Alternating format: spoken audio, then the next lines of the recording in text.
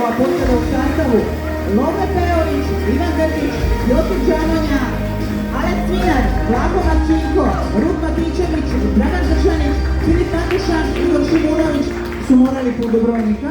Kako ima ovdje predstavnika? Što je bilo? Zašto su otišli? Imaju post. Niko sprema novi brod, ili tako, za sljedeću Mrdulju ili Višku? Mislim da sa stravagancijom nema potrebe uopće razmišljati o novom brodu, jedino imamo na umu nekakve modifikacije konstantno, ali evo, mislim da imamo pun pogodak i uspijemo dobiti veću brodovrednost što nema bitno. Što je danas bilo na moru? Je li bilo teško ili ipak petak bio onako malo problematičniji?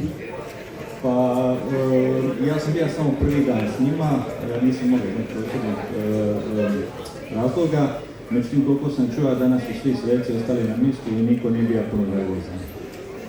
Još jedan veliki pljesak za Niku Kmetovića i njegove ekipe. Viška Vega, Petko i Saša.